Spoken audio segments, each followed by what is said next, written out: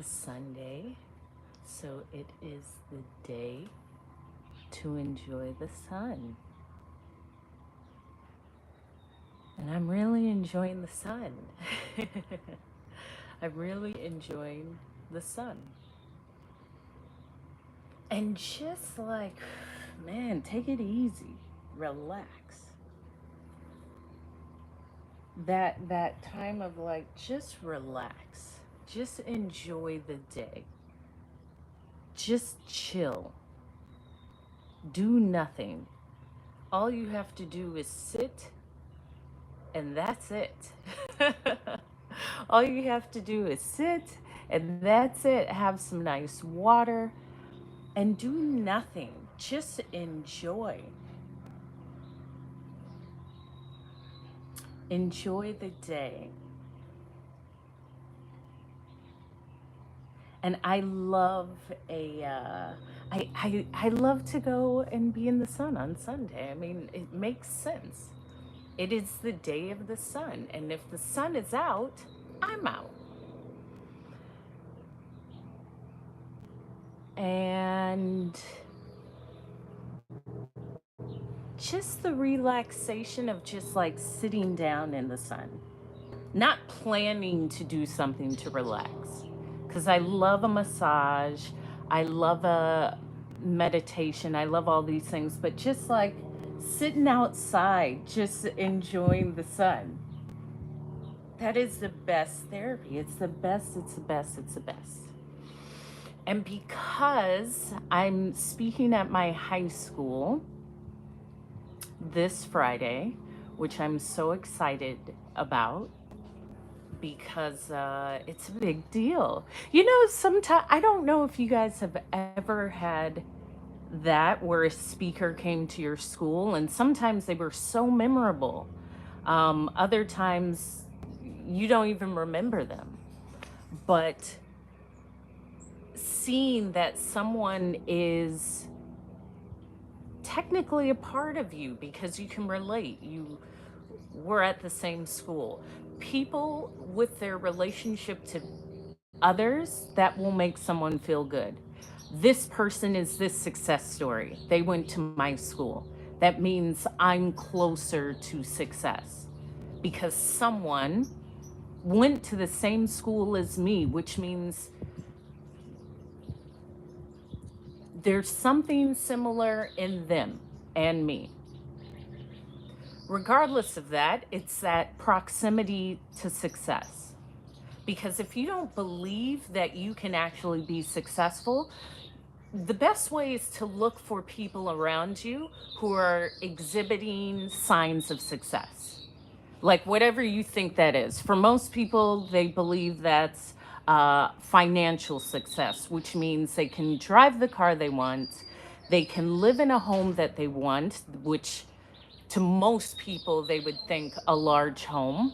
They can buy what they want, meaning they can go to the grocery store and they don't need to look at any price ever. They can go to the mall and they don't have to look at any price ever. And there's always money, and they can always just imagine that. Think of your life without having to prepare yourself for the lack of money. Like, how would life feel if you did not have to consciously think about money? What would your life feel like? Hi, Meg. Hi, Meg. What would your life feel like? And I believed I've always lived like that because I believe, me too. I like my name Hope too. I had no part in it. There were two other people who gave it to me without my consent. I was not asked. I was forced to take this name and carry it through life. So I want to file like a non-consent form to the people that forced me to have the name. I'm kidding. Yeah, it's a lovely name. And as I said, I'm in the middle of faith and charity. So it's Hope and then I have an older sister named Faith, and then I have a younger sister named Charity. So I am sandwiched in between Faith and Charity. Yeah, so living without the concept of money. Here's the thing, most people will never know what that feels like because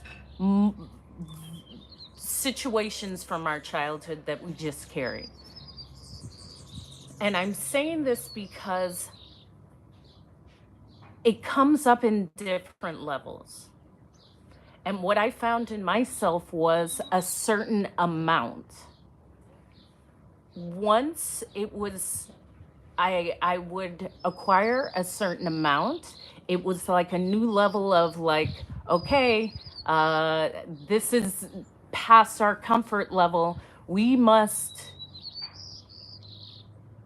not we must, but there was a fear beyond that number, unconsciously. It was really beautiful because I was actually journaling, like, I'm feeling there's some unseen money block in me because if you're consistently showing up as that person without a return, there's a misconnection somewhere. And that's beautiful to ask yourself, like, am I okay if I'm acting as if I am being whatever, let's say you're a nurse, you're going to nursing school, but you don't complete, you don't pass your exams, there's something that needs to be tweaked. And fear of like an excessive amount of money, because I dream. I don't dream like 100 million. I dream like a trillionaire. Like, what would that feel like? And sometimes that brings up like, oh, okay, family members. Oh, okay, uh, having to make certain decisions. Here's the thing. Your money is your money. Let me just say this. Your money is your money.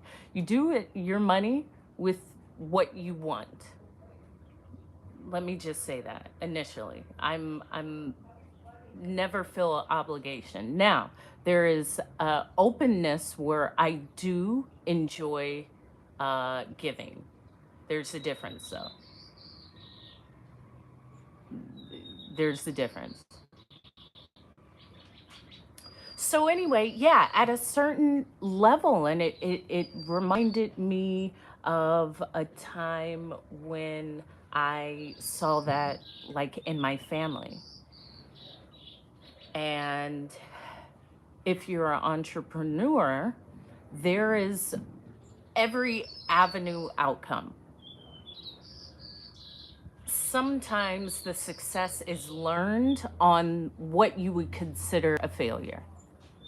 So I put my time and energy and financial abundance here, and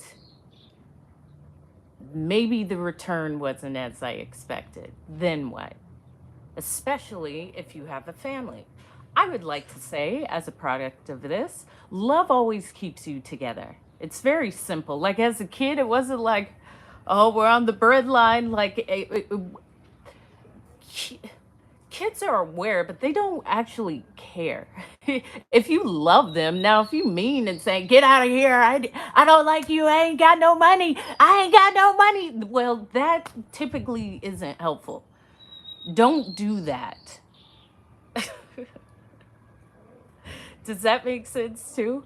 So money restrictions in me that came up at certain levels, and how to really work through that, and how that just unknown restraint may prevent truly showing up, or that's what I found. If you are a business owner or entrepreneur or a human, like we have to show up every day outside of business. You have to show up for yourself. You are the business. I see myself as the corporation. However, I have to show up for myself. I have to show up for myself. Are there areas where I can improve? Are there areas where I'm really like not tight and maybe I need more lessons, better training, something more? But um, being open to the assumption of maybe there's more for me to learn to solve this. Does that make sense? I hope it does. The birds are so nice. I love that. Like just chilling with the birds outside. This is what a Sunday is for. I saw something and it was a piece of content that referenced how you rush to get home after church to take a nap. And I think that that says something. If something immediately brings that much out of you where you have to rush home to restore yourself by going to sleep, maybe you should not keep going to that place. There's that. That is actually not normal, and that is not necessary. You can just not do that, because if some space is immediately taking from your energy, like physically you're tired, physically you have barriers, physically you're putting up different aspects of yourself, that is the sign that that is not a place where you are allowed to show up authentically. And so you don't actually have to continue to show up in that space. You don't.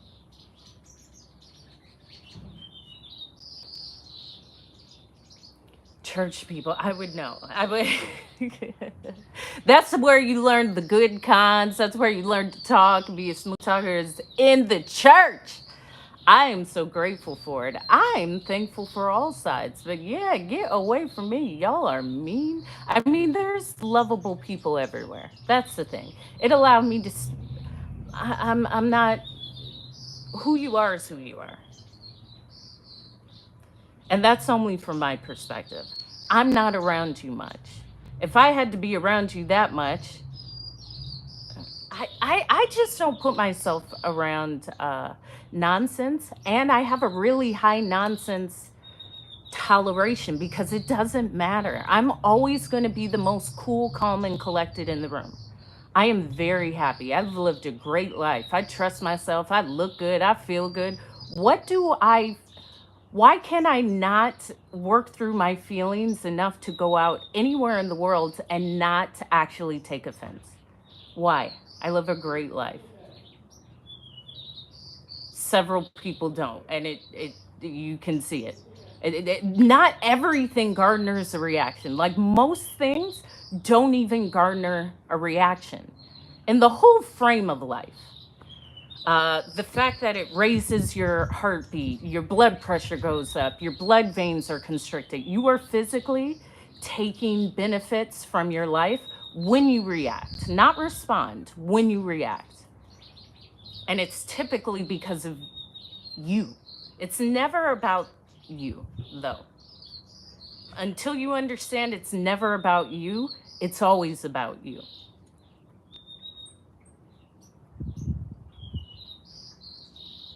And also, I'm a G. People don't tell me crazy stuff. That's the thing. You have.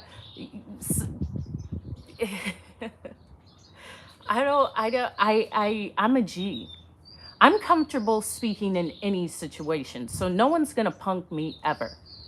If you believe you can, try me. There's that.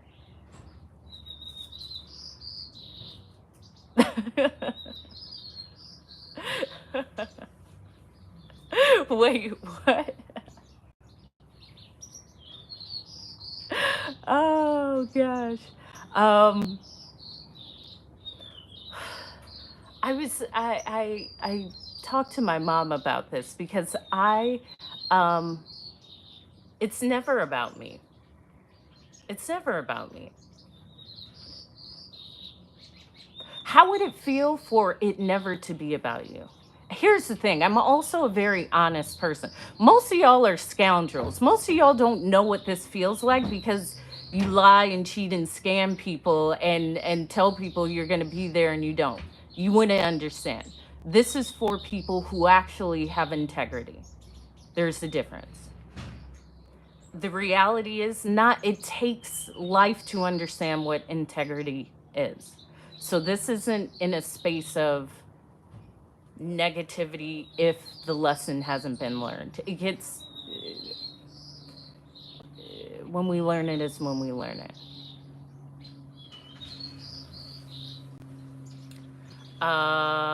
And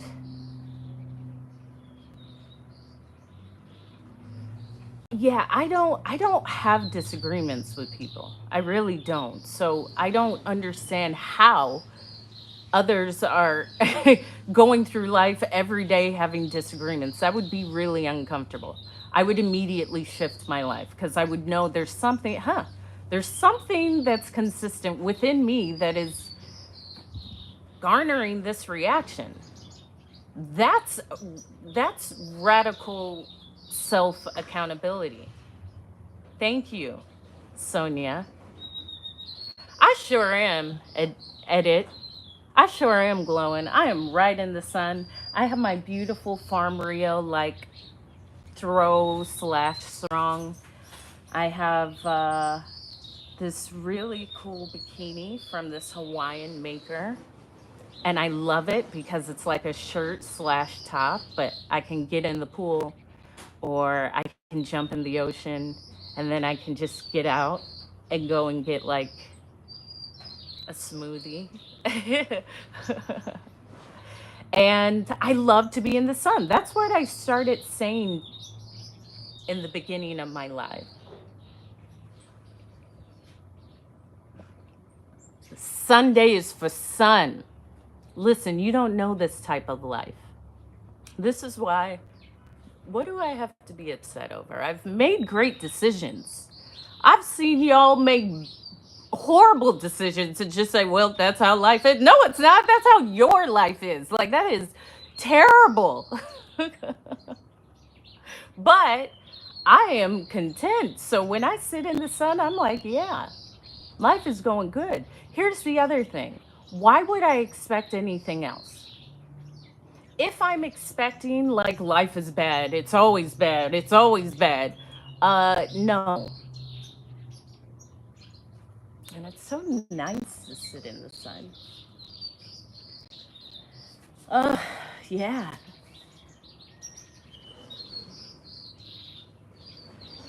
Yeah, and self accountability. Here's the thing, there's always a space of even compassion for non self compatibility. I'm high level. I value this. As a communicator, I have to physically do this in my real life. So I'm not just talking about this. I'm learning this and practicing it. And it can be uncomfortable, but so what? I'm bold, I'm brash, I'm brave. That's just what it is. If you aren't there, then maybe just decide to be there or not. I don't care. It's not for me to tell you really anything. That's the other part of the story. I'm not, unless you request, I'm never here to aid someone's life. Most people live really boring lives.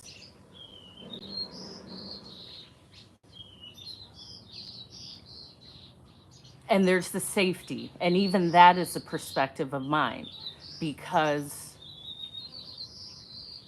what's boring?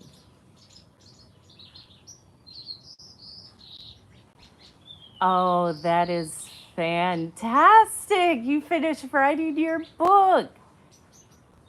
Yay! Woo! Everyone in the chat put that book icon and then the 100% because Hyoesta Vandellis finished their book, Living as My Best Self. I needed that energy. That feels great. Oh, that's lovely too. Yeah, congratulations.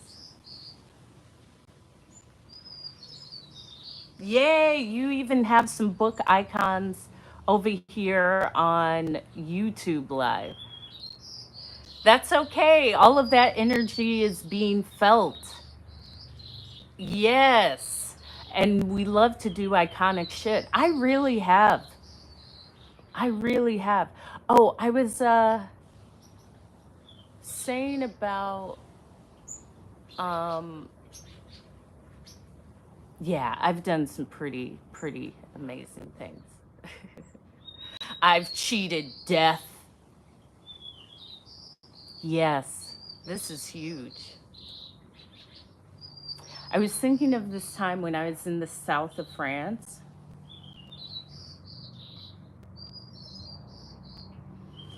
and I was attending, I was the date of a person going to the Amphar Gala during the Cannes Film Festival. And so I was living in London at the time, and when was this? It was summer. I guess that's in May. Yeah, the Amphar Gala is in like May in Antibes. No, it's in Cannes. Uh,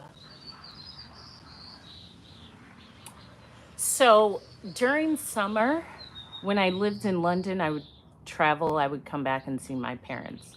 So I was visiting California and I was invited, and I was like, am I really going to go? And then I thought, Hope, what do you mean, are you really not going to go? Of course you're going to go.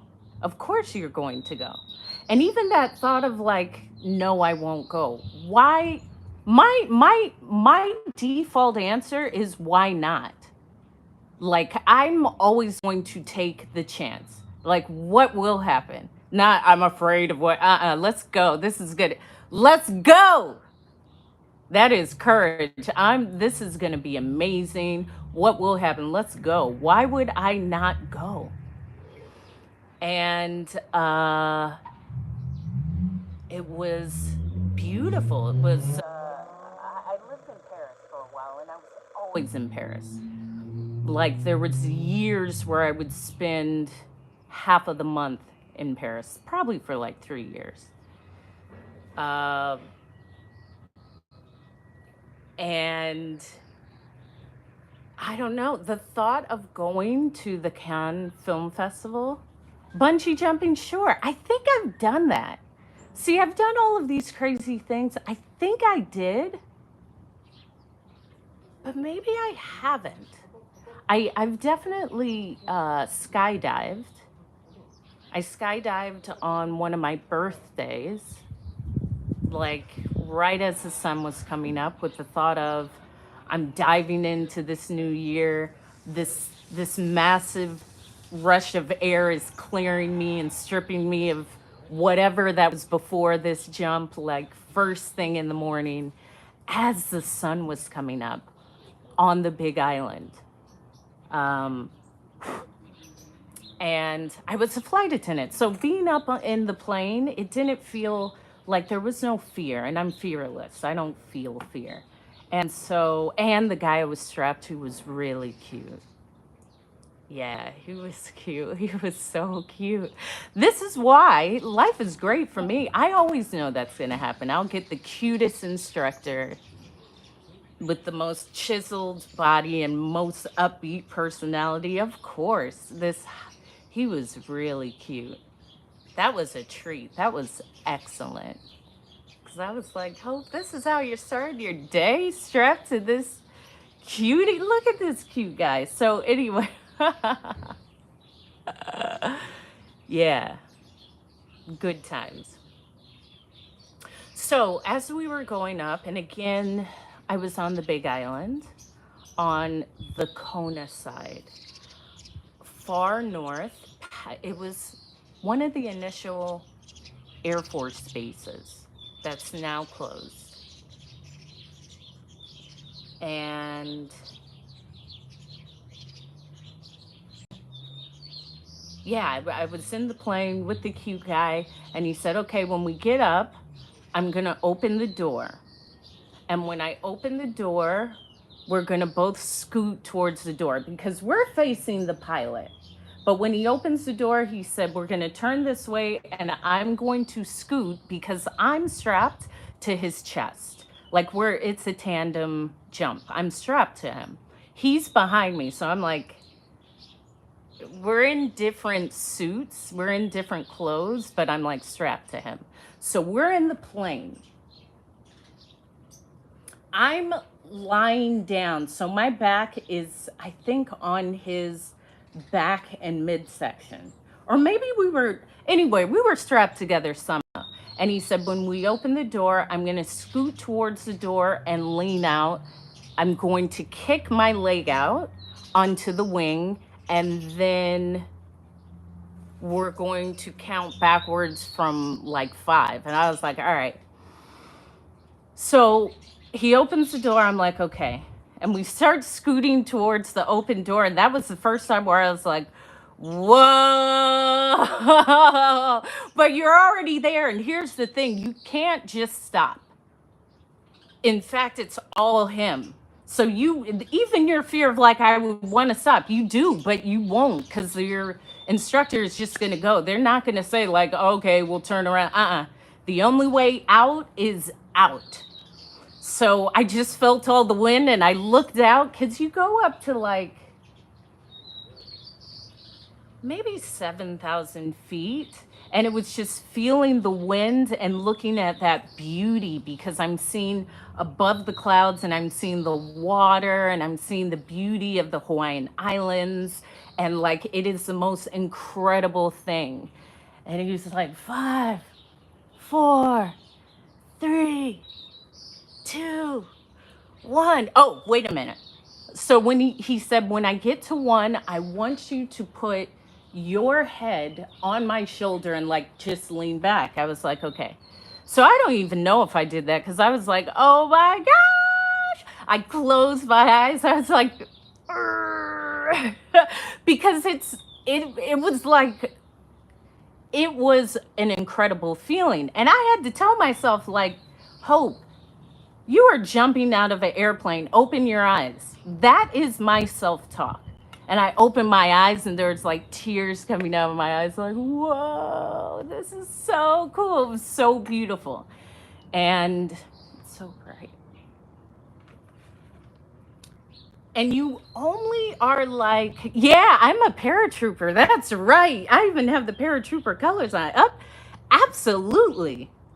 Yes. That is something I will do in life. Like, I value all that.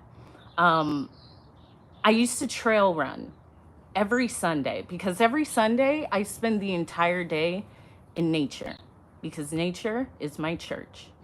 I love nature. It's a time to reset, relax, make a rough outline of the week, just like, thank you. Would you expect anything less? Demetrius? Come on now. Would you expect anything less? This is the effect of a good life.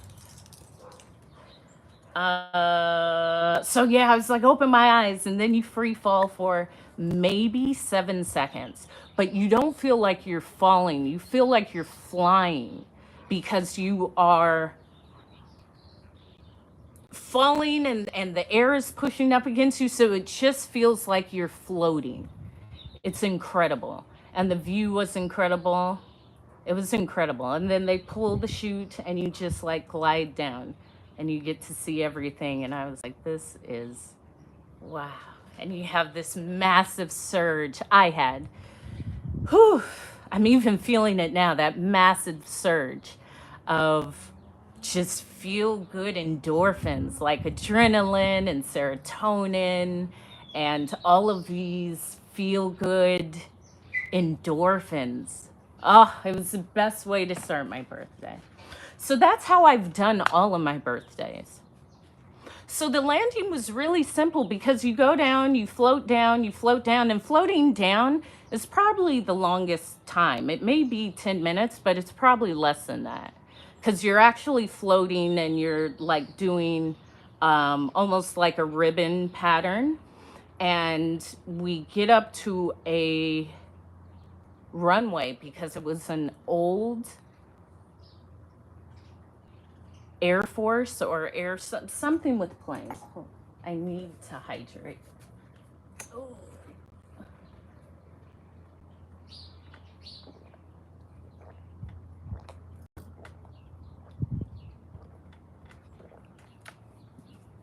This is the thing. When you're in the sun, you always have to have a whole bunch of water.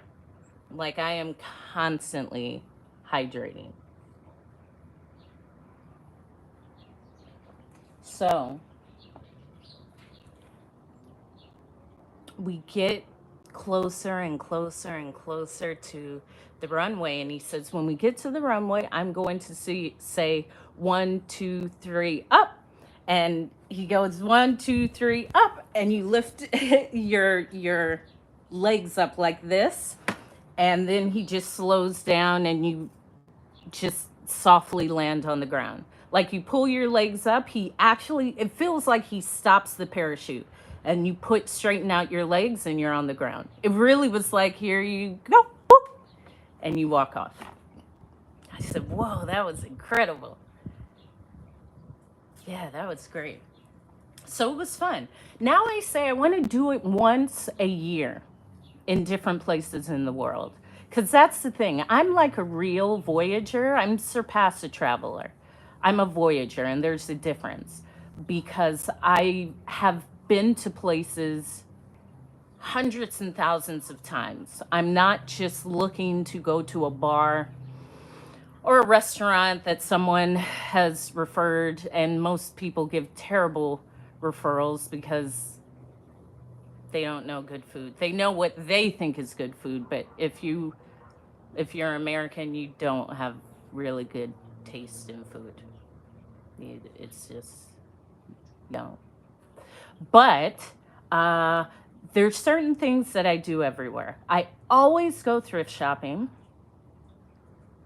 I've been to like vintage shops, flea markets, stores all over the world. Or they would know, like, hey, we got this thing in, especially like, well, anyway, so that. And why did I say that? Because that's what I like to do. I've tailored wherever I go somewhere, I like to say I'm a traveling local. I talk to everyone.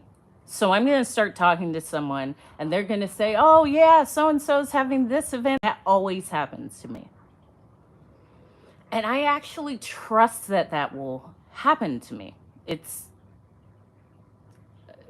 also, if you're always traveling, for me, it was just a natural thing. I'm comfortable talking to people. I enjoy people.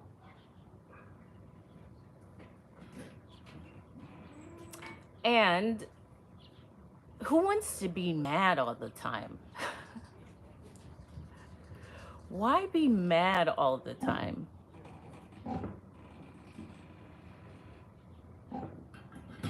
Why be angry?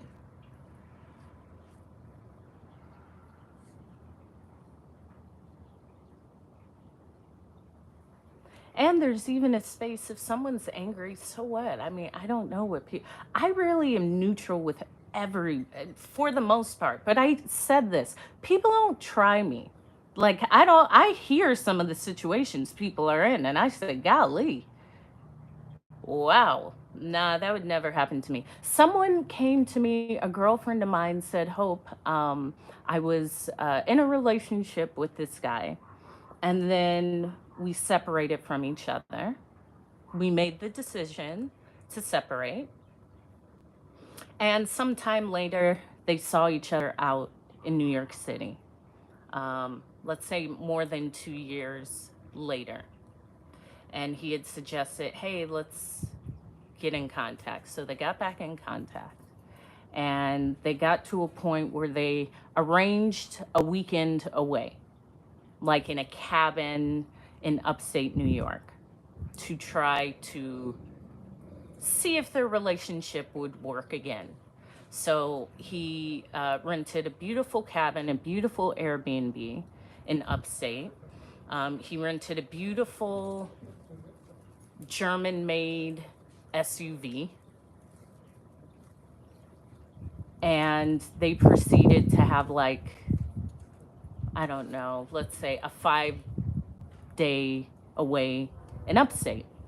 So during that time, it was apparent that it wasn't going to work. And my friend felt it, and she was honest with him and said, you know, we're halfway into this. Like, this shit ain't gonna work. Like, this is a great getaway, and I am choosing to be honest with you because I feel it.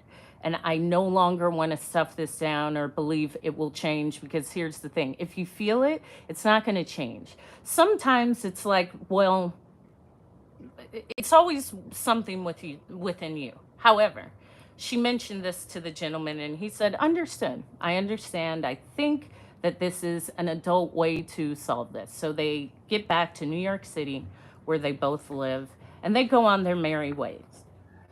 So maybe a month later, the gentleman sends her an email saying that and she was asking for my advice, because the gentleman sent her an email. Oh, baby girl, I haven't done my speech at my high school is this Friday. Yeah, you'll start to see more content about that, because that's why I'm relaxing, because I'm so excited about speaking at my high school this Friday. Like, it's so exciting. I said this is on the this is the equivalent of my TED Talk. Like, my TED, of course, it was something I wanted to do. This is the equivalent. This is familiar. These are kids. I know. I was in them hallways. I know. Best skin ever. You got that right. Thank you. It is. It's looking real good. It's looking real good over here. So, what was I? I will get back to what I was saying. Yeah, so the gentleman requested from her the money from the German made rental car. He said, listen, I've been thinking about it over the past 4 weeks, and I believe that you should reimburse me the amount that I paid for this German made SUV rental car that I rented for us for 5 days. And she said, Hope, like, can you believe he said that? And what should I say? And I said, I have no idea. No one would ever say that to me. Like, I already know in my life that conversation would never be had. Ever. Do you understand? No one would ever say, Hope, I thought about it. Someone would feel way too. First of all, I'm not operating on a level of anyone like that. That has to be understood. I don't even know how this exists. How are you gonna ask somebody for some money that they had already spent a month ago? Boy, you ain't getting it. The only thing you're getting is a response to this email. Okay, bye. And the email would just say bye. Bye. Don't waste my precious life like this. Are you serious? Give you money, but you should feel ashamed. Like, how is this even a thought? Why is there energy going into this? Honestly, what is lacking in life where this is something that you consciously directed energy into for 4 weeks? That's a lot of energy. Thank you for the heart me. Does that make sense? First of all, yeah, I don't deal with that ever. I would, I don't know, but I don't. The only thing I think I would say is bye. I mean, I don't. What are you supposed to say? Yeah, here's the money for the rental car. No. I mean, thank you for asking. I think that's beautiful. You're enforcing your boundaries. You're able to communicate what you want. But this time, my friend, you ain't getting that. No, you ain't getting that. That is done. Dunzo. Finito. Go away. That is done. That's the lesson you learn from this, at least from Hope. How dare you?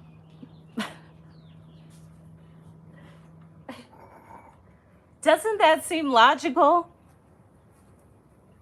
Please.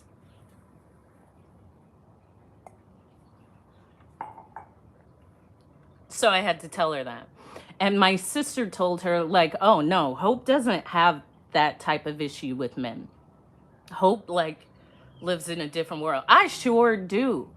But it actually comes down to you. You got to look at yourself. If there's reoccurring characters in your life and it's always them, they're always taking from me. Well, why are you giving so much?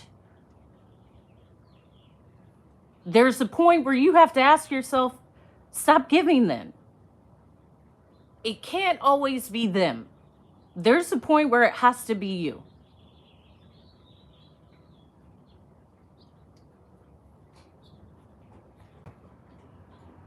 No one likes me. Well, maybe you're unlikable. Maybe you're an asshole. Sometimes you are the person that they are saying. If there's 10 people that say the same thing about a person, let me tell you it's true. I know for sure, for sure. If someone were to say Hope is a lying, cheating, cadaver stealing, like you would be like, I know Hope, I did that. Even if someone said that, I know it's not true. That is not for all of you. Some of you are what they say. And take note of that. If everyone is saying you steal, you are stealing, or you are giving the perception of stealing. So ask yourself, do I steal from people? Do I violate a boundary? Do I take stuff? Why do I take stuff? Do I not feel worthy of buying it? Like, that is actually a beautiful lesson to learn. It's not a bad thing. The only thing that may not benefit you, because to me it's not about good or bad, it's about how it benefits. And everything can benefit when we see it's a lesson to be learned. The benefit of feeling like, do I do steal. I have been stealing. I steal because nobody gave me anything. Okay, cool. Now you know. Now what? Are you going to continue to steal? No, I don't like it. I lose friends. Okay, so now what? Don't steal. Challenge yourself to steal. Google, how do I not steal? But you actually have that option. It's not like I was born to steal. No, you weren't. No, you weren't. And if you steal, people know you steal. People know you a thief, and people don't like thieves. I can tell you that. People will tolerate people that go up and down with money. People will tolerate people that like pop off once in a while, but they're genuinely like a good person. No one wants to have someone that steals from them around them. Let me tell you. People say, I hate cheaters. Everyone does. That's the dumbest statement. And no one says, you know what makes me, it just fills me with joy is when someone lies and cheats on me like I've always loved it. But that doesn't happen. But sometimes you actually feel that way. I had a friend say, I don't think a dude loves me unless he lies to me. That is a beautiful lesson. Well, why do I think this? Oh, my dad always lied to me, or I never had my dad, or I've only had people lie to me. So I think lying to you is love. Well, is it? Could loving actually mean you can trust the person and the person shows up? But if that's not a possibility or a reality, we will create situations where the person turns into what we want to see anyway. We're already looking for it subconsciously. And I'm saying this because a lot of times y'all who are scoundrels know you're scoundrels. I just don't believe you don't know you're a scoundrel, because I can say this because I've lived through some things. I've lived through people moving out, but it was at such a high level, and I know I'm bold. I can accomplish anything in life. I don't care what life hands me. I am the superhero. I am amazing. Let's go. You might have had someone move out on you, but imagine that person is a flight attendant. Like, what kind of, that happened to me. I was on a layover in London. I came back from a trip. I was living with this girl that I met in flight attendant training. We had a townhome. in Alexandria, Virginia, when I was based out of DC.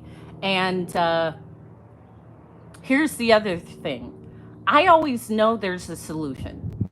Like, I just believe there's a solution. I'm open to the solution. I'll say this out loud. I'm finding the solution. I'm never going to think I don't have the solution. The solution will never be me. I don't have the solution. I don't have what it takes. Let me ask them. Let me not trust them. Now, F them. What do they know? What have they done? I've lived my life. I trust me.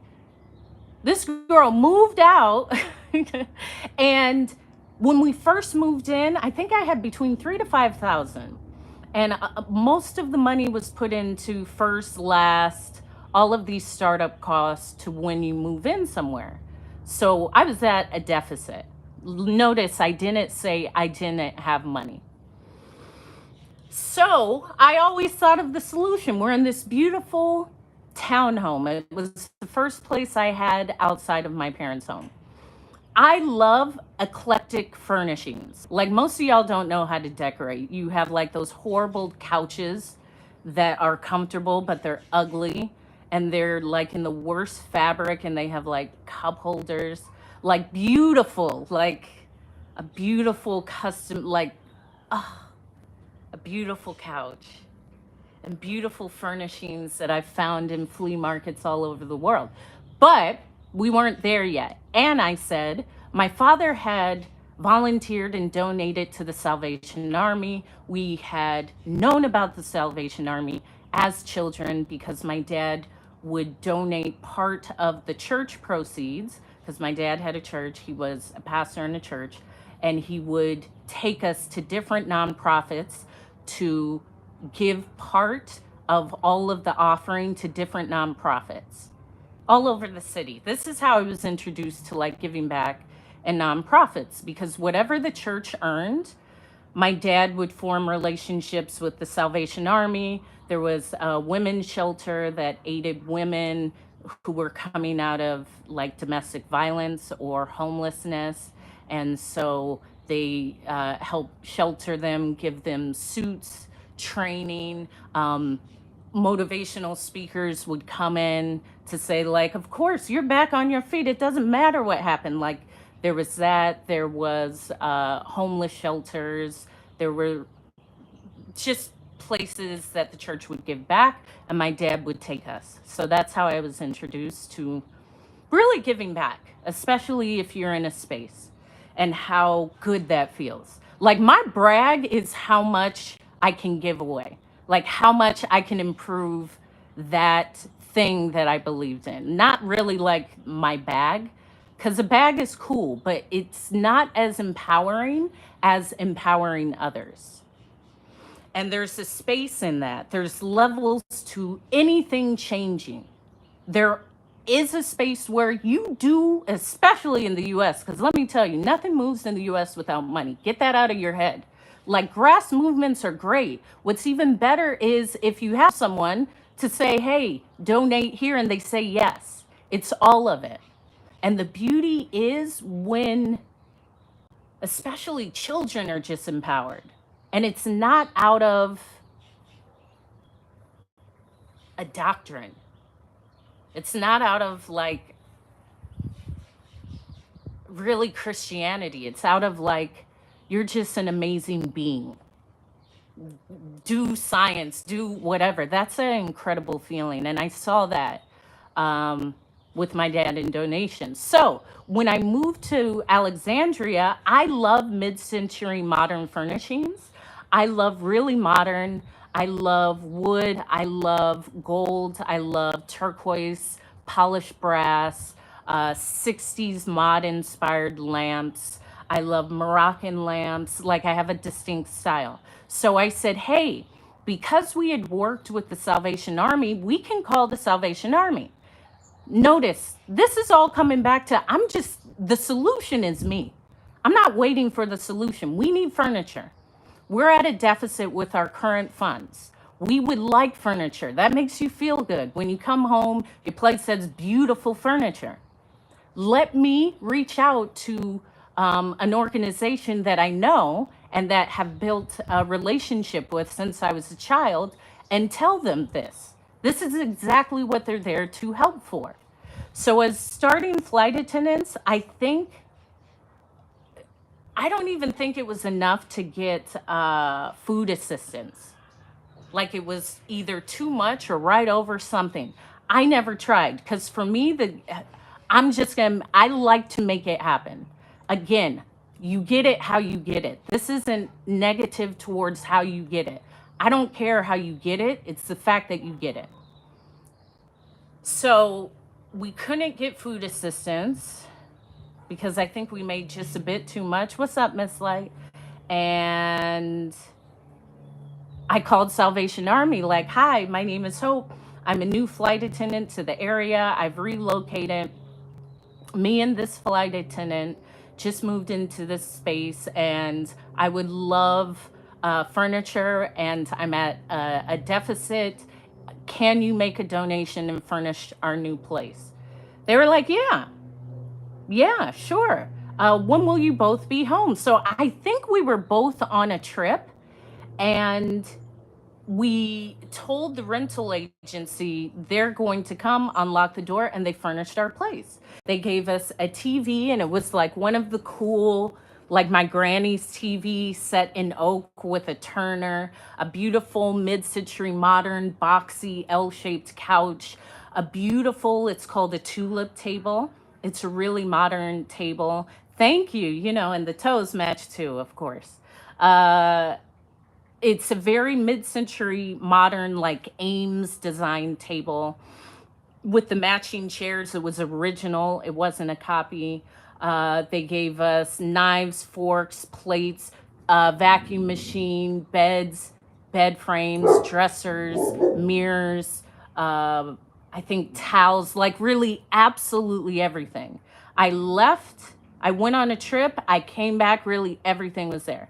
Side note, I love a vacuum. Like I always have fantasized being the sexy wife. So I I love to vacuum in heels. It's the best thing.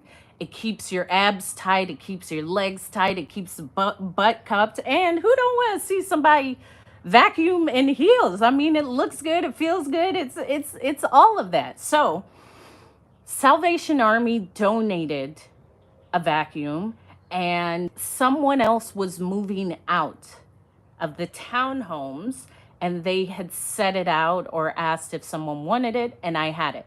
So I had a vacuum for the downstairs and a vacuum for the upstairs because I love to vacuum. I do. And it was great. It was such an amazing feeling. Like we had a beautiful space and all of those things. And I say that because a lot of these organizations have helped in our lives in so many ways. How often have we found that great sweater or great purse at Salvation Army or at Goodwill or at that thrift store? Like those really need to be recognized as community staples. They really do a lot of good for communities. And I say that because there's always more good. I see the good. I don't see that that there's negative. I don't focus on it. I see the good. I see the good in everything every day. Why am I looking for bad? Why am I looking for bad? And you got to be able to shift. And I share, like, my dad was always positive, and that man, he's an amazing soul. He's amazing. This is why I'm like, I am tough, but I'm like as soft as you can be. I'm dangerous, man. I know it. But it's also the beauty of claiming your power, claiming whatever has got you to this point in life. Instead of saying, oh, this is terrible, maybe it's not. Maybe it was there to refine you. Maybe it was there to show you the strength that you've always had. Maybe it was there to inspire you to say, like, yeah, I did it. Yeah, no, I'm revving up. Let's go. Let's do it. Let's do it. Why not? Why not me? Yeah, definitely me. I walk around like that. That's why people, if you don't get it, you don't get it. You would think it's abnormal. Like, how could this person be so happy? First of all, I ain't dealing with nonsense. You deal with too much nonsense. If you say, I don't like dealing with this person, that's already a problem. I don't deal with anyone. I engage with people. If I have to deal with someone, they are not a part of my life. That is not uplifting. That is not helpful to have to deal. That's like I'm barely tolerating your presence. That is not allowed in my life. You are amazing. I'm amazing. I'm amazing. And so is this sun. Oh, it's time to reapply the sunscreen. Uh, because I'm big with my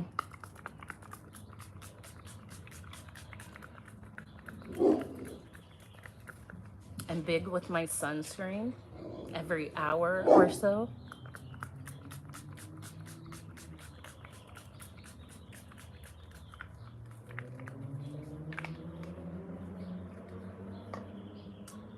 Because pleasant afternoon, because skincare is important. So we had all of that.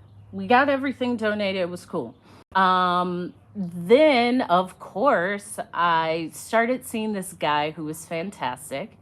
And so I would always stay at his apartment in DC. Like I would come back and shift out my clothes because I was a flight attendant anyway. So I would fly a trip. When I would land, I would come to his maybe twice a month. Yeah, maybe I would go and see what bills, because this was 2006. This wasn't like everything was getting emailed to you.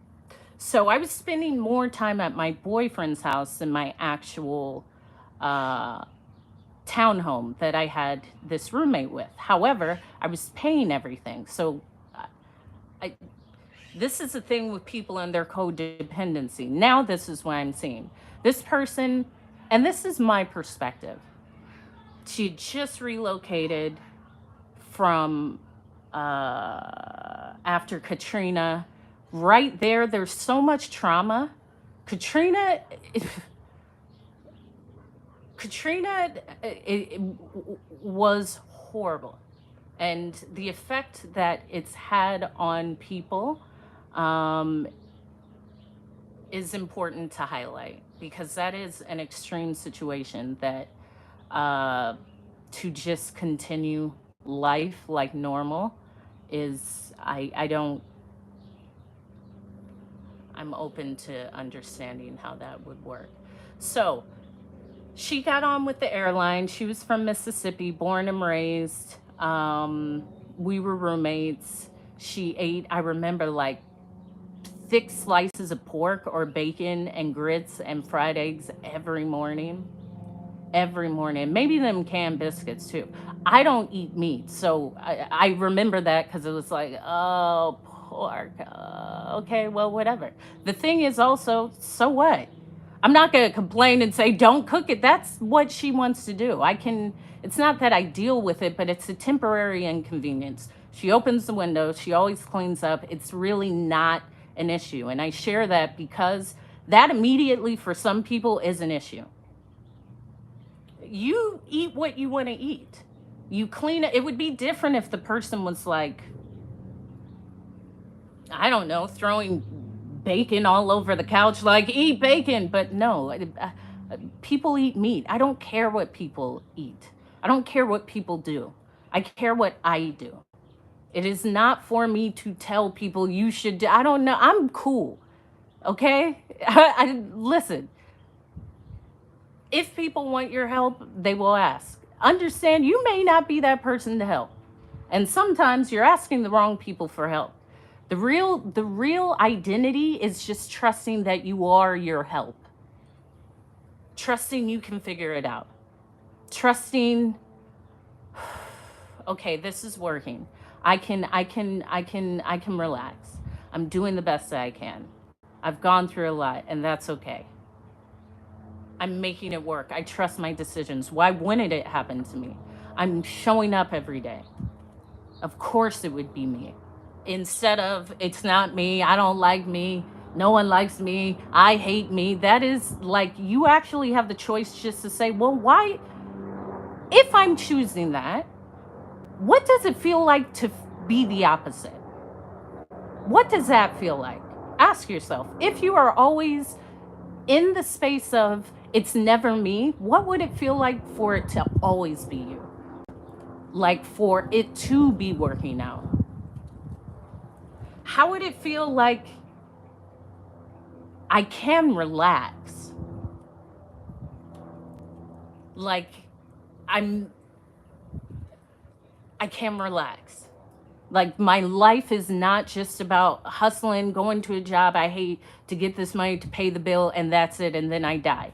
And then I go to the bar on weekends to get drunk and I get faded. I can't think. I already have high blood pressure. Like that is the beauty of like saying yes to yourself is there's so much that you may see that is not necessary. I think both are a good fit. I don't Nothing's either or. They are equally both important. I don't do either or. That's like, what's your favorite city? I've been to every major city in the world like thousands of times. You know how I don't have a favorite. The favorite is me. The favor is me. Yeah, fat wallets and even yeah, that and abundant digital wallets as well. It's all in all forms. It's just plentiful and abundant for me always. There's that. So we got everything donated. She came over after Katrina. We were living together. I started seeing my man. I would stay over at his. I would only come to get like bills or pay stuff. So that happened for like 2 or 3 months, but I felt a distance where she would say, "When are you coming back?" I'm like, first of all, you don't have authority to ask me that. If I don't listen to my parents, I definitely am not going to listen to some random, like, you don't have that authority to even ask me that. And therefore, you don't have the privilege of receiving an answer for that. That doesn't benefit me in any way, and I'm aware of it. That is something within you, but I don't actually have to answer you. As a roommate, there is no need for you actually to know when I'm back. Outside of me paying, that is irrelevant. And furthermore, who are you to ask? I don't have to answer that. Why? That is your codependency. So that started like, when are you coming back? And I kind of was like, oh, I don't know. Well, I don't know. Probably later this month. Why? What's up? It was after. Now I would say I don't actually have to answer that, or I would say I don't have a date. However, the concern of when I am back in the home is not beneficial for me to give to you. So I will no longer respond to this. That's what I would say now.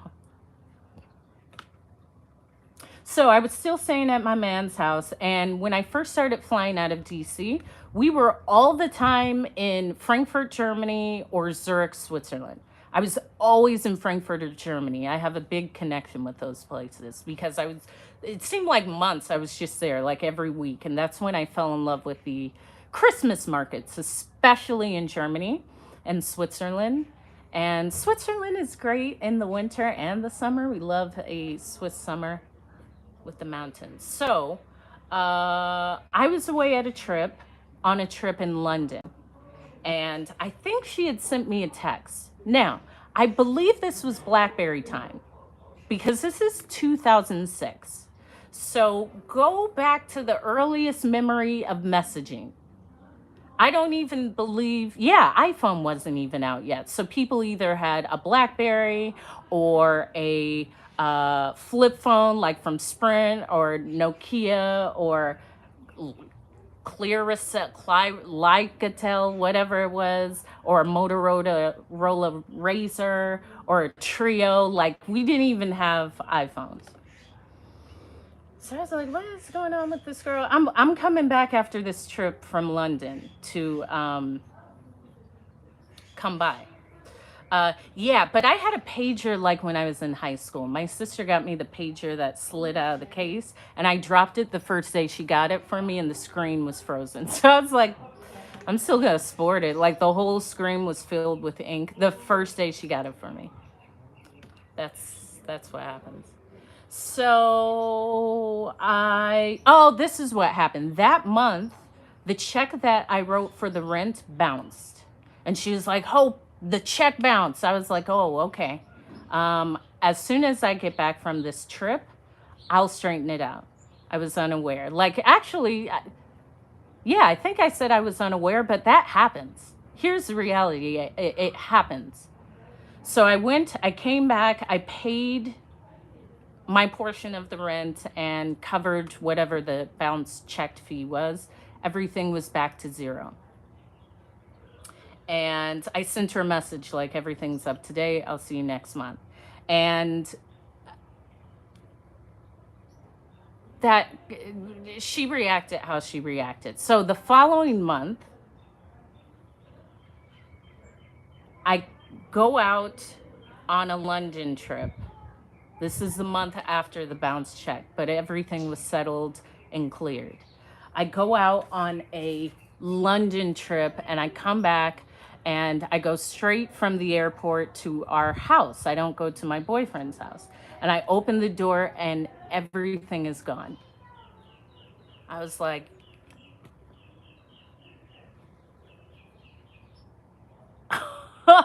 what? And I share that because, as I said, everything was donated to us from Salvation Army. So it was technically not either of ours. We were Switzerland. We were in the middle. Like, it wasn't just I made the call, but like, I didn't have ownership. I was like, this is for both of us.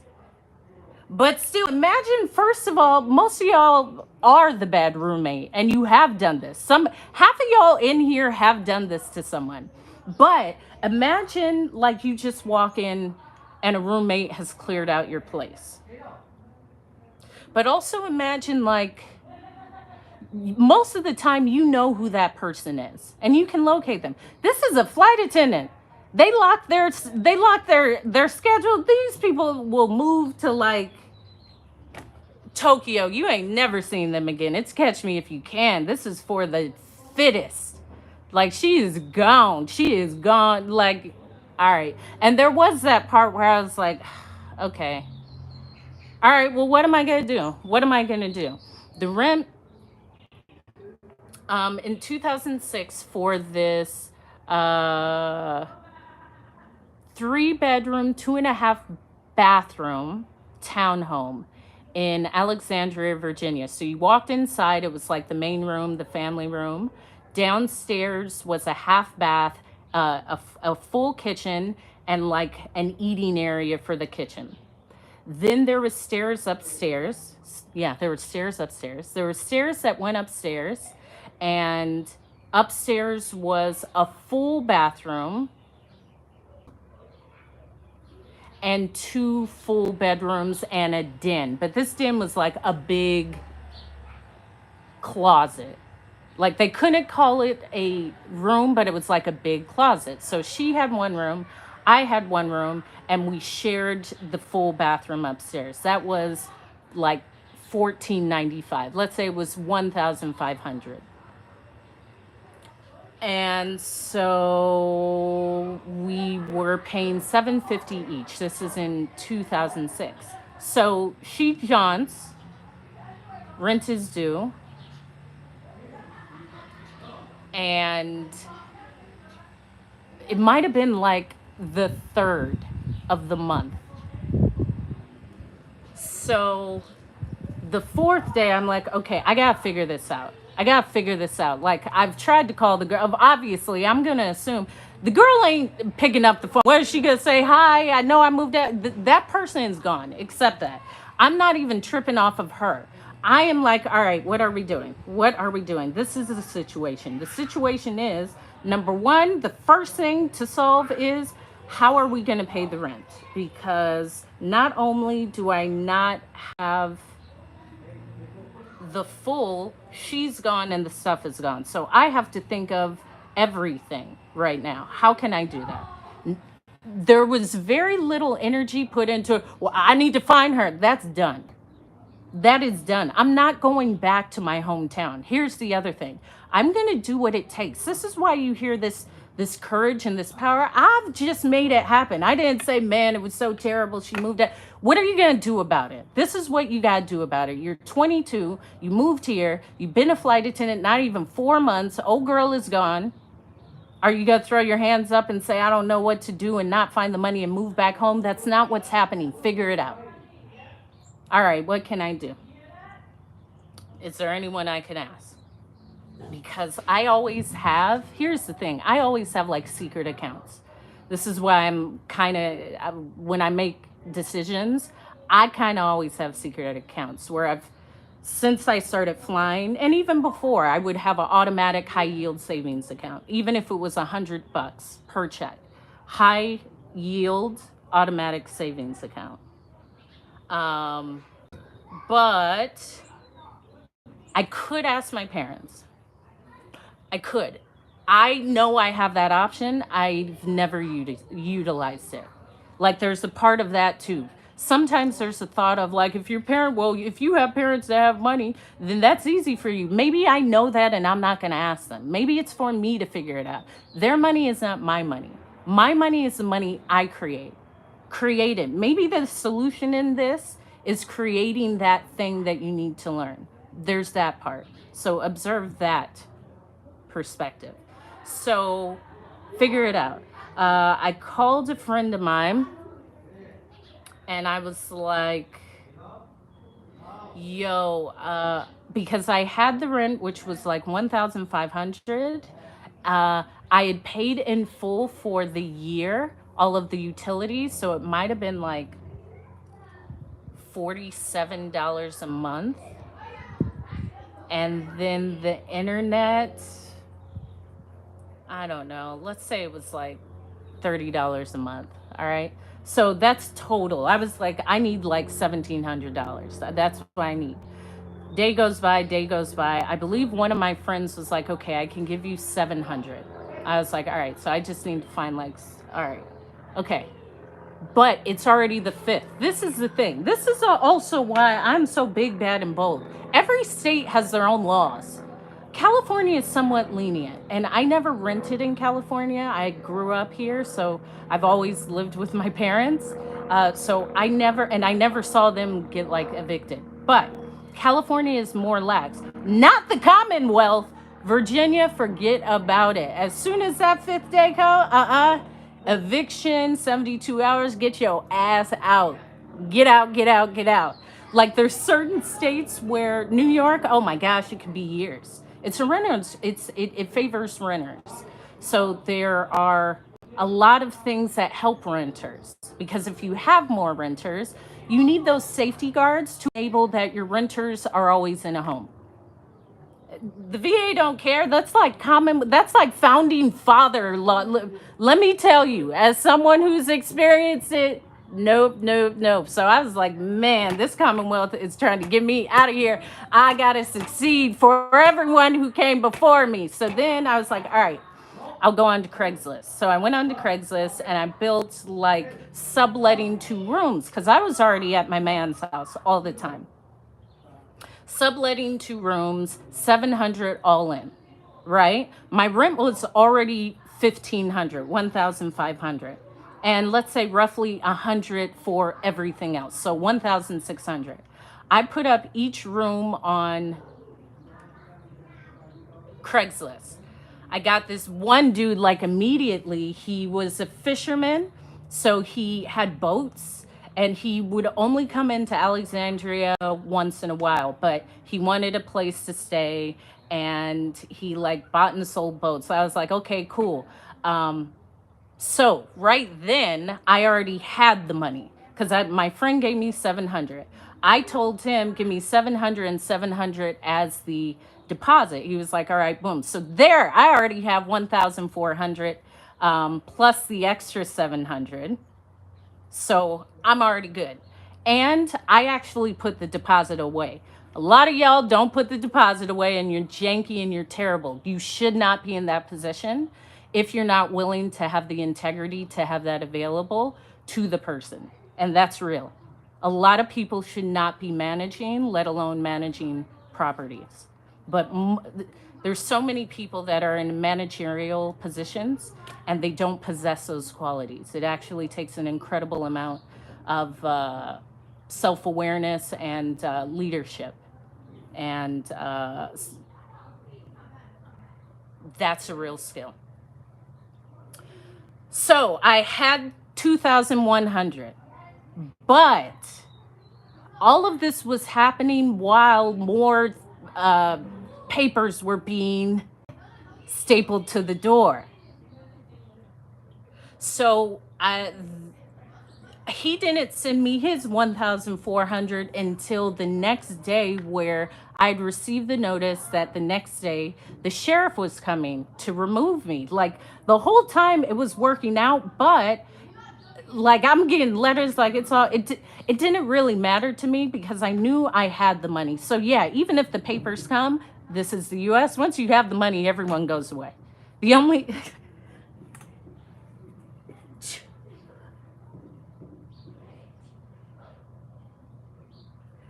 Phew. Time for hydration.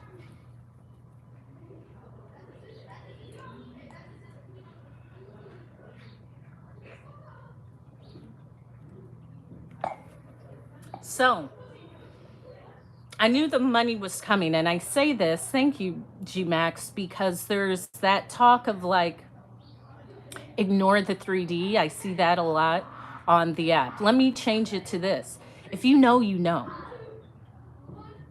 Like the will of, I know it's coming. Like I know it's coming on the 7th.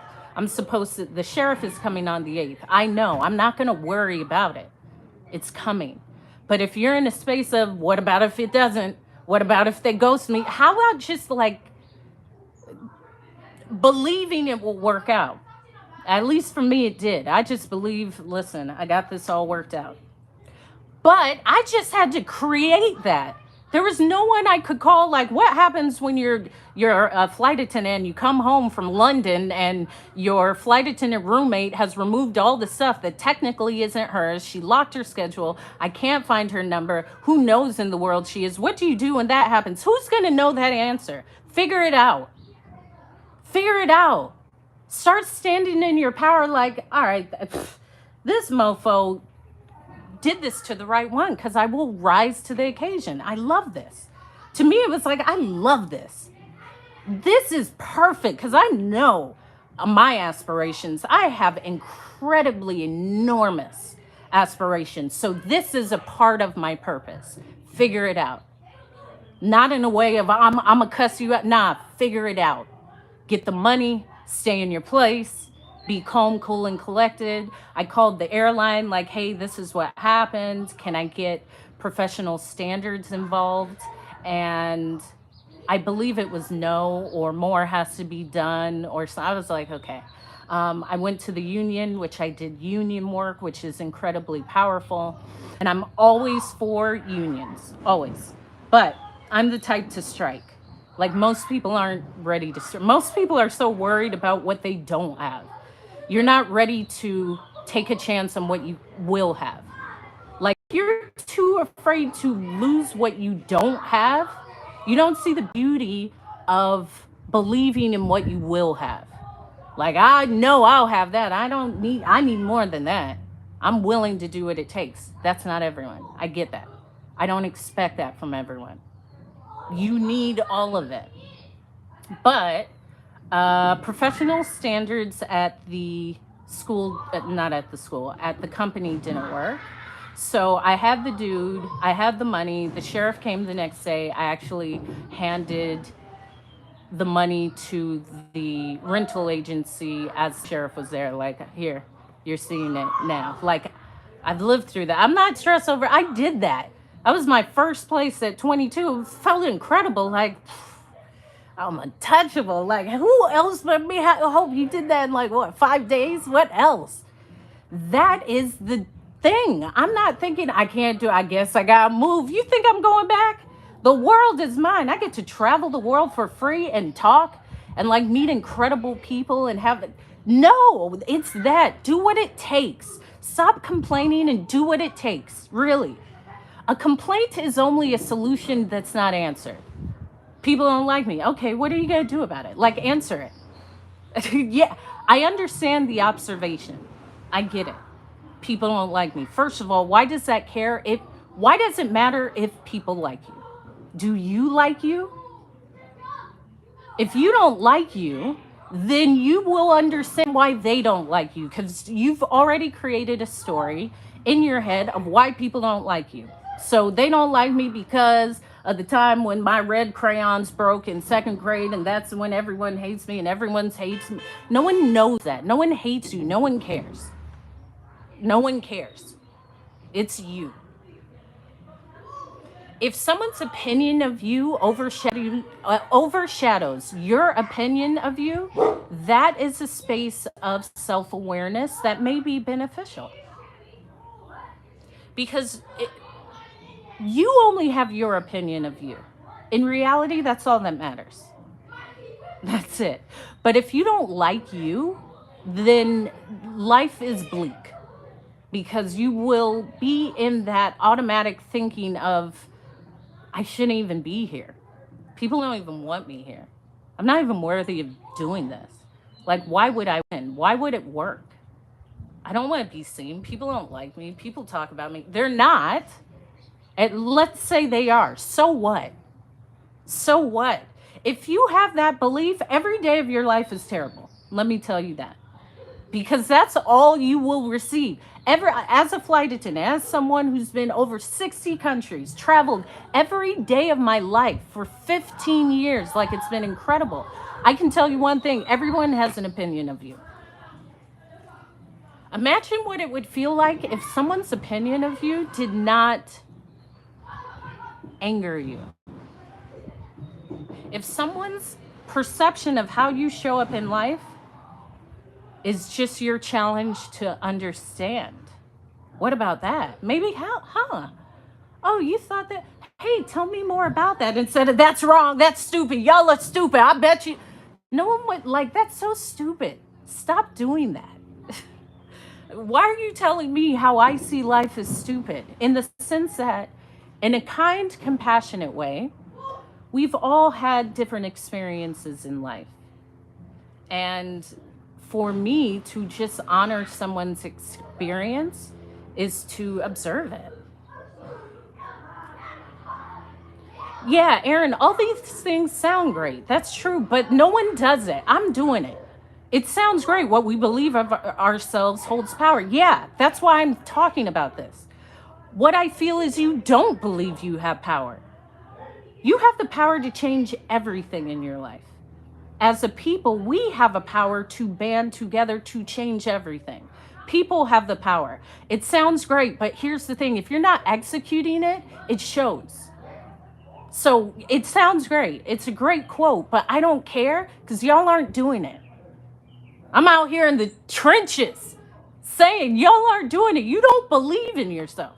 Every time you question you showing up is you not believing in yourself. Every time you continue to show up to something that you actually don't feel good about, like there's a feeling in your body, whether it's a job, whether it's a relationship, but you just believe, like, I feel this thing, but I think it's normal. It's not. You're actually pain in your body, or like when you feel uneasy around someone, or when you just are angry, sometimes your body is telling you something. And there's a really beautiful space in trusting that. It's not them, it's you. What you're feeling is correct. Get away from them mofos. They're terrible. Kick rocks. Start over. Start over. The beauty in starting over, and I saw this because there was all this talk of like, how I don't want to start over. Do you know how beautiful it is to start over? And this is, stop. It really just sounds like boasting of not having your power. Like if you were in your power, it would be, whoa, it's so incredible to start over because it's the beauty of creating exactly what I want. I don't know. That's why I'm dreaming. That's why I'm imagining. That's why I'm believing. Instead of, I don't want to start over in life. Like, why does it matter what time in life you're restarting? It's such a beautiful space when we are open to seeing that transition. I love the restart. I throw people away like that. Goodbye, new life, new hair, new everything. Goodbye. A lot of y'all are just sticking around and you're past your expiration date of where you are. You're just afraid. I can't afford it. I can't do it. Who? I don't know anyone. None of that matters. Leave. Your life will change when you leave. I can assure you. Changing your space in life, whether that's in your mindset, whether that's in your geographical location, always is the shift that will benefit you.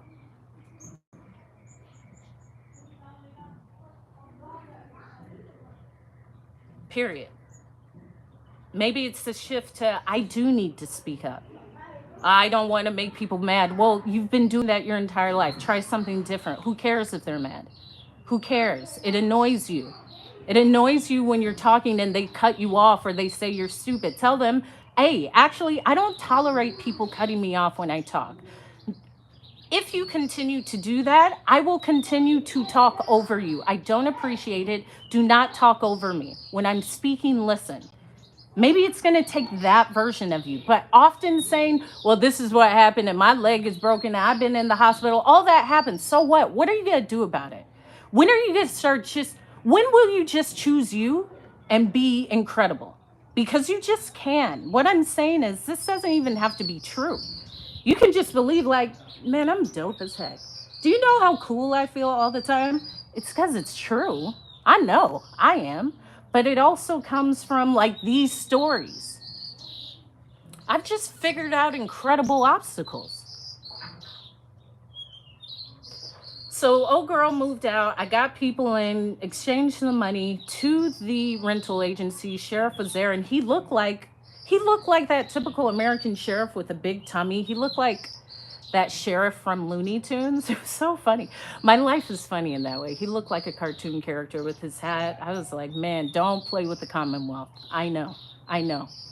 This is also a good thing of living in different places. So that was all settled. This was in the summer. Never saw, heard from the girl. She was done so. Yeah, but sure. But have you done that today?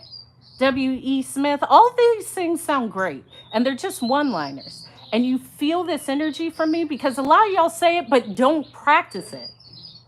It's actually the absolute opposite. I talk to you.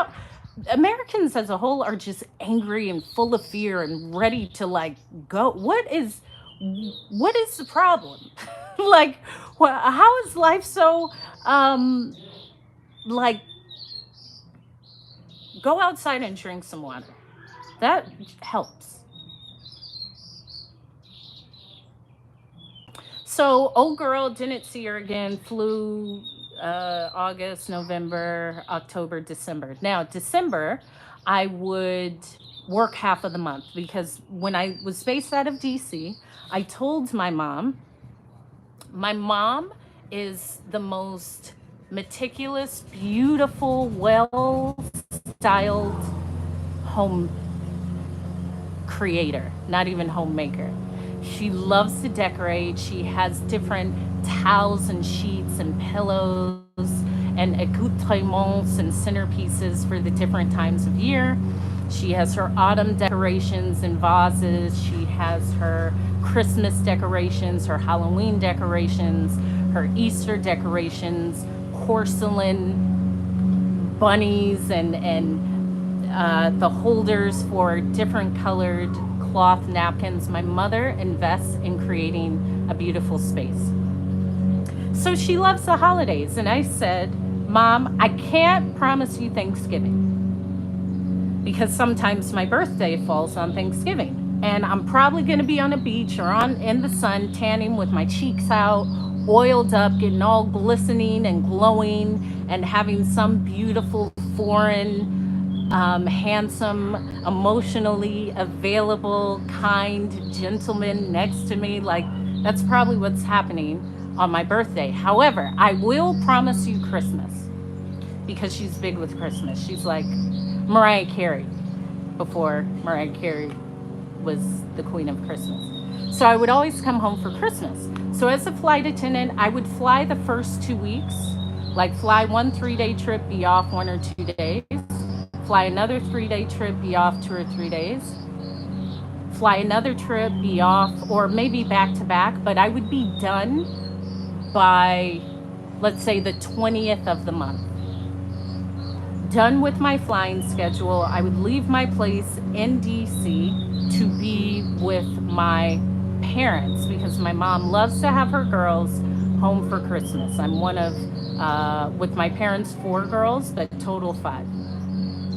So the last 2 weeks of Christmas, I would be in California, and then the whole week of the whole month of January, I would usually go to Mexico, a different city, like in the rainforest or on the beach, but I would stay away from the East Coast because it's way too cold. I would, but sometimes I would go to the Caribbean, sometimes I would go to like Dakar, West Africa. Like, I would be somewhere for most of January, all of February, because it's still cold, and I would come back to flying like mid-March. Sometimes I pushed it to April, because I remember I was in Barbados in April, but I would always fly home way before Christmas, because as a flight attendant and me as a speaker, I feel this is like a spiritual thing when I'm speaking. And the airport is like, there's a lot of energy going on in the airport. However, I would feel it as you got closer to Christmas. So I could feel that rushed energy, and that not having enough, and buying gifts, and that frustration, and you're up early, like, ugh. So I wouldn't want to be in the airport after the 20th of December. So I would usually finish my flying 18th, 19th, and fly home to California to be with my parents on the 20th of December. So I was home in California. I could help my mom do a little Christmas shopping, whatever. So this was the same year where, hello, James Dan, the girl had moved out, but I had the guy living there. No, I wasn't there. So he basically had this 3 bedroom for himself. What I was paying was all of the utilities and $700. So I get to the airport to fly home to see my parents. And I'm always in like a cute jumpsuit. I don't wear, and not cotton. I don't wear sweats or pajamas on the plane. You would never see me. I'm always going to be the flyest dressed in the airport. However, there's a domicile in every airport, which is like the headquarters for flight attendants. So the domicile will have a keypad. We put in whatever secret code, and we go in, and our mailboxes are there. It's like an office. There's a front desk person that may say, Hope, your trip to Paris was reassigned to London. Oh, Hope, there's a message for you. There's a front desk with 2 ladies on computers, and they have phones. We have company email boxes. We have tables where we can sit and look at our schedules. There's coffee makers. There's rooms with recliner chairs. So if you want to sit and take a nap, you can go in, and there's fresh pillows and blankets. There are meeting rooms. And the meeting rooms, like if I was checking in for a trip, the trip may say, you're meeting in room 5. And I would go to 5 at my check-in time. Let's say it was 7:30 in the morning, and the other flight attendants from that trip are there. So we would sit down, we would assign what position on the plane, where we would work. We would be told how many passengers there are, the amount of flight time, if there's anything special, if there's someone with a dog, if someone has is hearing impaired. We are noted of everything that's going on in the flight. And then we sometimes can grab supplies if you need more gloves or something. And then we walk upstairs and go to the gate. So I had flown in, or I came into DC to fly to California. I came in with a few hours to spare. I was already living in DC. Remember, I'm spending most of the time with my boyfriend, just paying the bill, half of the bill at my place where the girl moved out, but I haven't seen her. December 20th, I come in, I take the train to DC airport, and I have an hour or two before my flight. So I go downstairs and I go into the domicile, and as I open the door, I see her. Like, I'm opening the door. Now, the door has one of those glass cutouts with like wire. So I'm looking in, and there's lots of office tables. Let's say there's about 8 big office tables. It's a massive room. And I see her as I'm typing in my code to go into the room. I haven't seen her since it happened. Haven't heard from her, nothing. Girl's gone ghost. It's now right before I'm leaving to see my family. So I'm opening the door and seeing her. She hasn't seen me yet.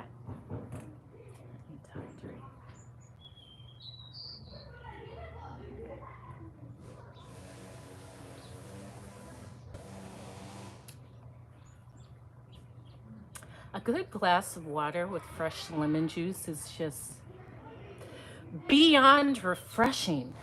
It really is.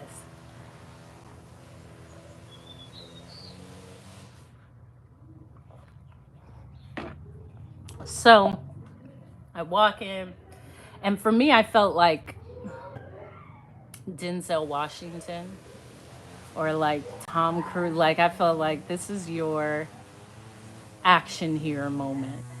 Like, that's really what I thought in my mind. Like, this is the dopest moment. This is like Beverly Hills Cop. Like,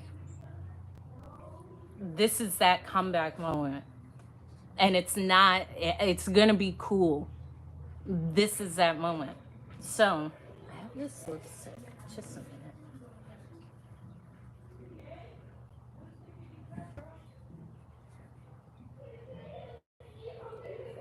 Okay. So, I'm walking, I'm in a beautiful jumpsuit. I have my bag. I'm heading to my parents' house. I'm walking up towards her. She doesn't see me. So she's looking down. She looks up. I'm at the table. And I just smile like, hi. So I pull out the chair. I'm like, I am so excited to see you. The whole time, she's just like, because she hasn't seen me. And imagine I walk in with all my energy. I sit down with the sun, like, I am so excited to see you. So I sat down. She is across from me on this circular table. And I was like, you did the right thing to the right person. Because most people wouldn't be able to handle someone moving out, especially coming home from outside of the country. Most people wouldn't be able to handle that, but I'm incredible. And the crazy thing is, it made me even stronger. But for you, I know you're not the type that has that. So thank you for that lesson. And then I got up and I walked away. I grabbed my bag. I was like, oh, okay. It was so incredible. Yeah, I said that. I was like, and you won't be successful. That I will. I'm being honest. I did. Thank you for the fire. Thank you for the ice cream cone. Let's get this live up to 20,000 at least. At least we only need 10,000 more. Tap the screen. Listen, I'm sunbathing. Listen, you're here. You got to get the sun energy. So that's why I said to that girl. And then I got my bag and I hopped on the flight feeling like Denzel Washington. Like I had that swag. Like, you said it. You did it. You are it. Yeah, you're her. You survived that. You look how incredible you are. Look how you made a way out of what you thought was no way. You did it. That's you. I'm incredible. What else? That's where it comes from. Start like understanding whatever you're facing is for you to grow into the superhero. I was never in a space of why did she do this? She shouldn't. Sure, all of that is true. Like, I understand that. And so what? What am I going to do about it now? Am I just going to say she shouldn't have done that, she shouldn't have done that, and sit here? No, do what it takes. Figure it out. And I did. Figure it out. The point is to figure it out, not just to get stuck on the observation. It's hot in here. Sure. What do you want to do about it? You saying it's hot in here, I understand. That's the observation. Now, what is the solution to that? Do you want to remove yourself from the room? Are you going to regulate the temperature? Or is just the observation enough? Let me know. Because there is a space of like using that wisdom to move past the observation. That's all it takes. Move past the observation. They're always late. Okay, so are you going to tell them? Are you not going to be around them? Are you like, what are you going to do about it? Be the solution. And I would say, like, traveling, for the most part, it's half and half. You Americans traveling, if they complain, they'll bring a solution. It varies, but it's there. If it's Brits, they're not going to provide a solution. They're British. They're here to complain and nothing else. They're not here to provide the answer. Germans are actually going to provide the answer before the problem. I love Germans. It's so efficient. So they will tell you actually how they solved it and the catalyst, which I love. French people just want to complain. Asian, like if you're going to Japan, no one's going to complain. It's like the best. It's a well-mannered, like respectful flight. South America, like Argentina, it's going to be over the top.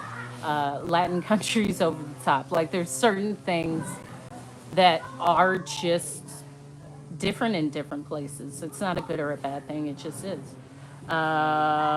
So I do remember that.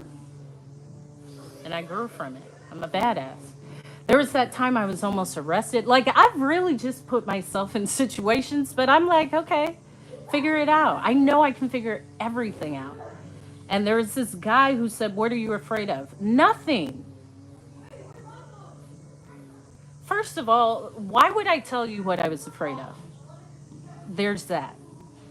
Don't ever tell anyone what you're afraid of. There's that. Secondly, I'm not afraid of anything because I truly believe I have everything in me to create a solution for whatever happens in life. I'm not afraid. Like I see a spider, so what?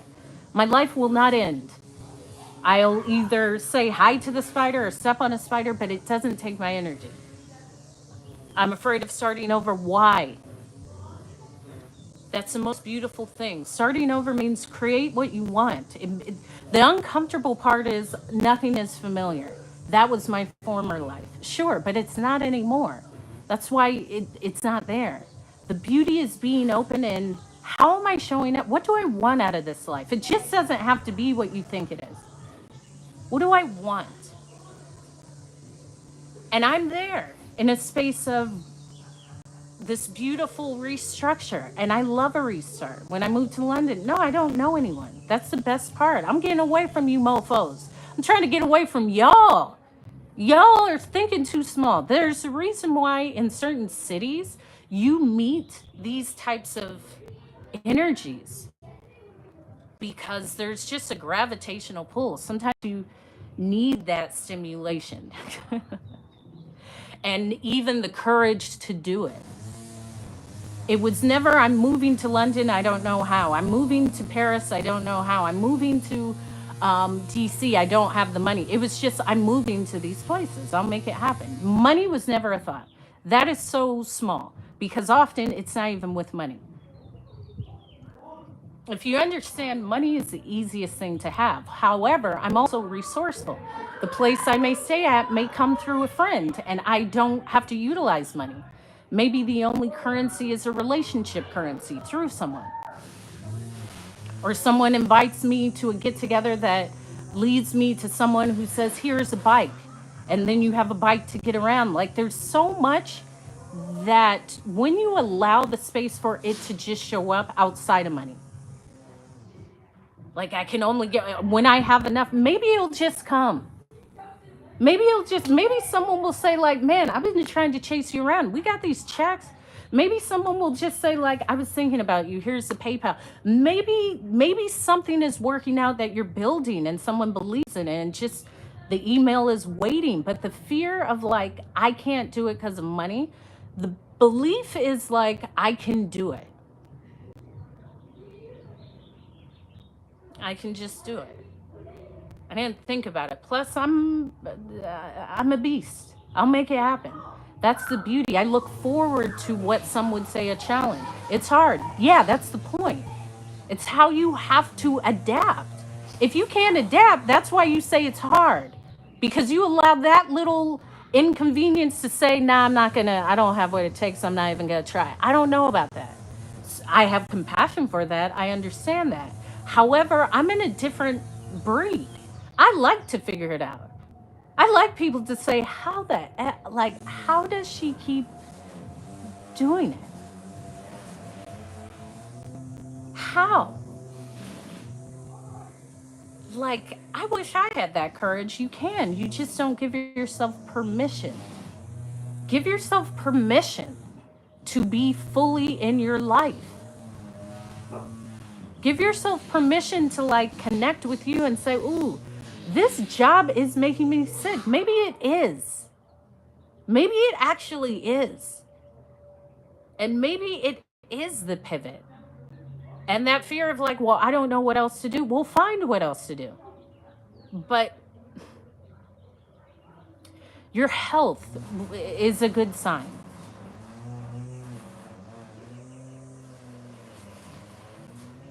And this is why I purposely, I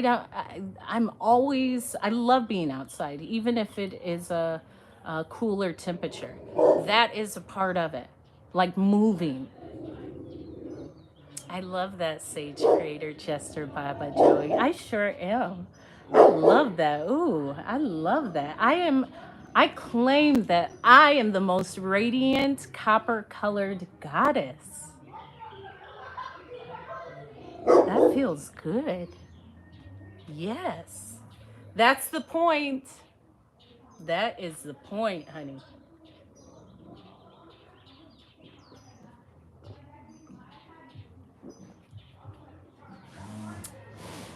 To hydrate and a little bit more sun protection.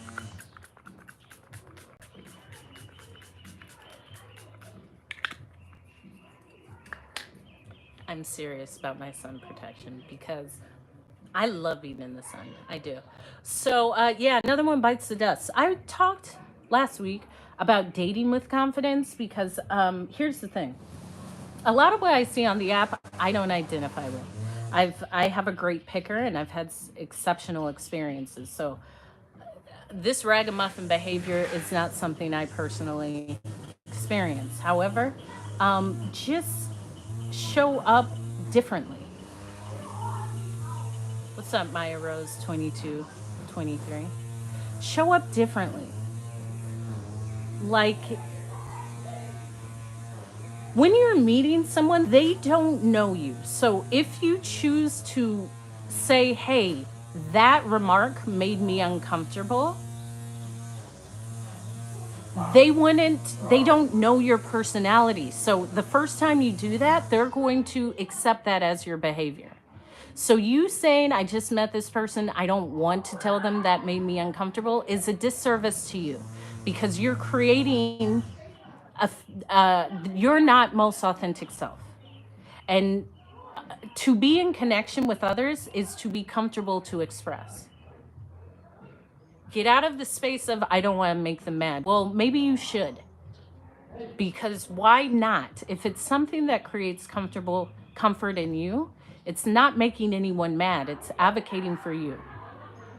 And that's beautiful, especially when building a connection with someone. It's never a benefit not to say anything. Now, if you are constantly like, why do you drink Pepsi? Why do you get up on the left side of the bed? Maybe that's your personal. I just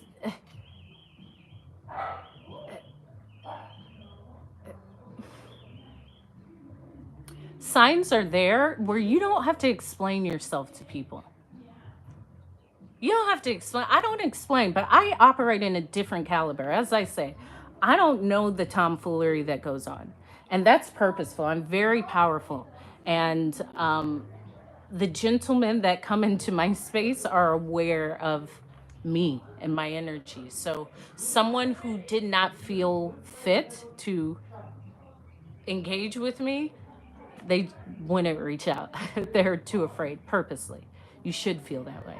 There's a certain group that, yeah, that's purposeful. However, that's how you should operate with your life. Who is in your life has direct reflections to yourself.